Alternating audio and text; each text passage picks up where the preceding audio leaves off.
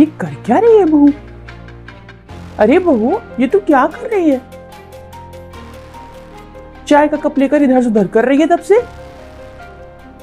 अरे माँ, पहले सर दर्द हो रहा था तो बोले कि स्ट्रॉन्ग चाय बना के ले आओ।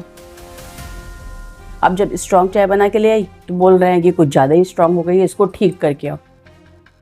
तो वही ठीक करके देने गई थी।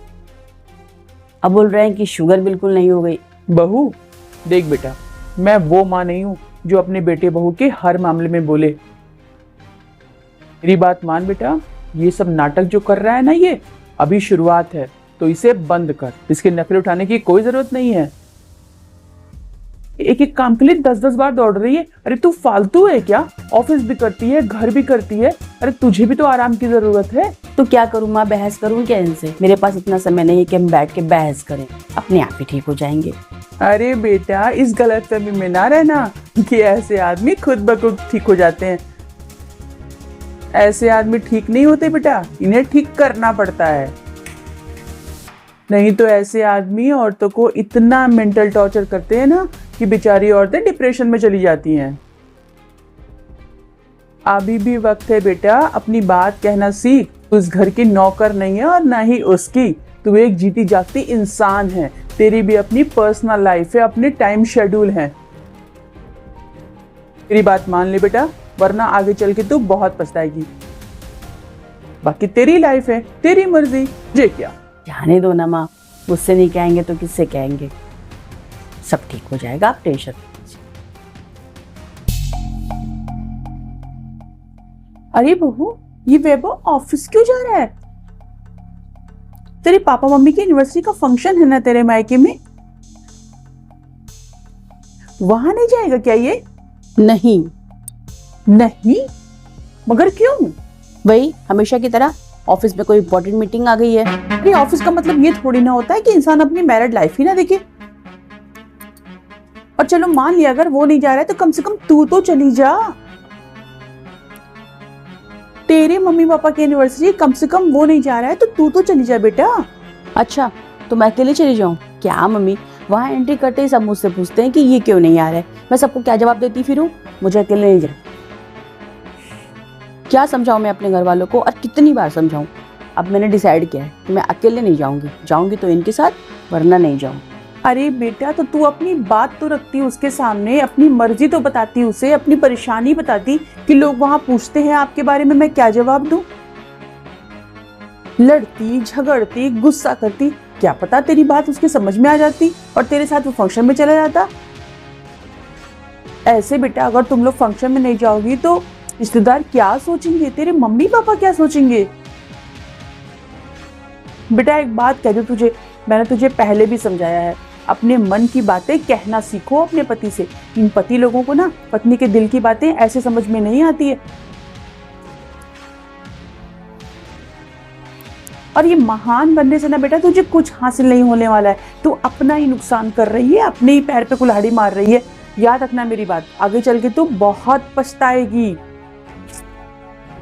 बेटा मैंने तुझे पहले भी समझाया था और आज फिर समझा रही हूँ, अपने हक के लिए बोलना सीख। तो पड़ी रहे तू सारी जिंदगी ऐसे मूड ऑफ करके हर छोटी छोटी बात पर।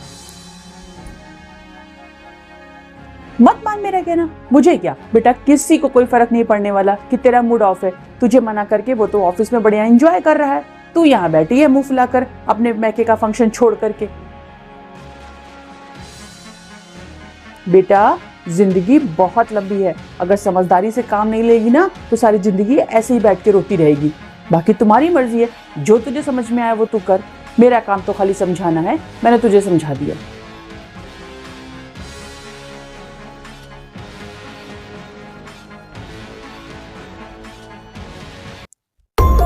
बहू तू रो क्यों रही है बेटा? क्या हुआ? मैंने जॉब छोड़ दी मम्मी। जॉब छोड़ दी तूने? मगर क्यों? उससे घर और जॉब दोनों मैनेज नहीं हो पा रहा था। अब मिल गई तुझे शांति बहू की जॉब छुड़वा कर?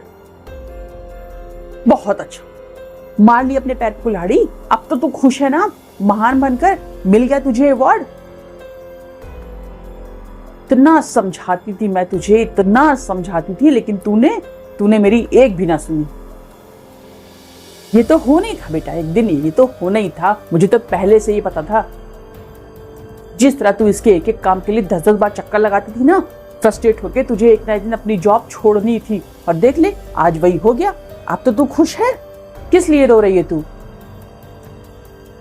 बेटा ये आदमी लोग ऐसे ही होते हैं, इन्हें 24 घंटे अपनी वाइफ अपनी इर्द गिर्द चाहिए होती है, और तू इसके कहने में आ गई और छोड़ दी तूने जॉब, मार ली अपने पैर में कुल्हाड़ी।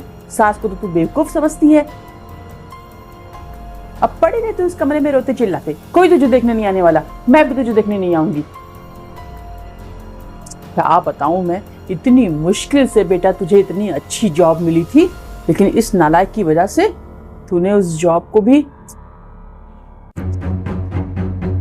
समझाती थी मैं कि अपने हक के लिए बोलना सीख। महान बनने से कुछ हासिल नहीं होगा सिवाय आंसू के, और आज देख ले अपनी हालत। अरे बेटा तेरी अपनी भी लाइफ है, अपनी जरूरतें हैं, अपने सपने हैं, और तूने महान बनने के चक्कर में सब कुछ गवा दिया। और तू बेटा तू इसी दिन के लिए शादी करके लाया था इसे अपने घर में, कि इसे रोज परेशान करे, इसे यूं रोता हुआ छोड़े।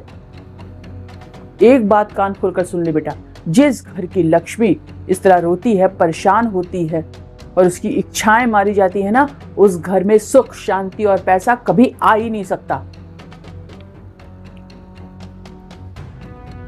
शर्म आती है मुझे तुझे अपना बेटा कहते हुए। मेरा बेटा मेरे ही घर में मेरी ही बहू के साथ इतना गलत करेगा। और बेटा मेरी उम्र हो चली है, मैं हमेशा तेरे साथ नहीं रह सकती हूँ, तुझे अपने हक के लिए अपने लिए आवाज उठानी ही पड़ेगी। हाँ बिल्कुल ठीक कह रही हो। अच्छी बीवी बनने के चक्कर में मैंने अपने पैर पे खुद ही कुल्हाड़ी मार ली। अच्छा बस, बहुत रो लिया आप, उठ जल्दी और तुरंत ऑफिस जाओ और अपना रिजाइन वापस ले अपने बॉस से,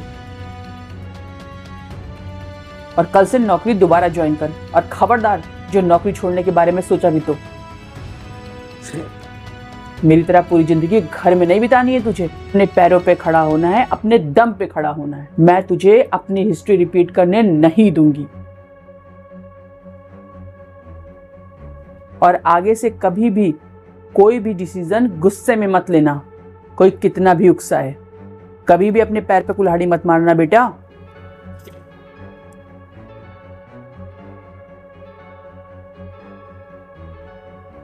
और बेटा हम औरतें ना कमजोर नहीं होती और ना ही बेवकूफ होती हैं, बस हम औरतें ये सोचती हैं कि हमारा घर परिवार बना रहे, हमारे रिश्ते बने रहे, इसलिए बहुत सी बातें हम औरतें बर्दाश्त करती हैं, और जिसका तुम जैसे लोग फायदा उठाते हैं। लेकिन तू चिंता मत कर, मेरी बहू के साथ उसकी सास है।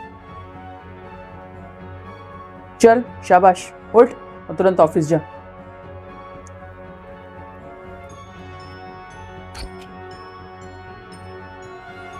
कोई नौकरी वोकरी नहीं छोड़नी है तुझे।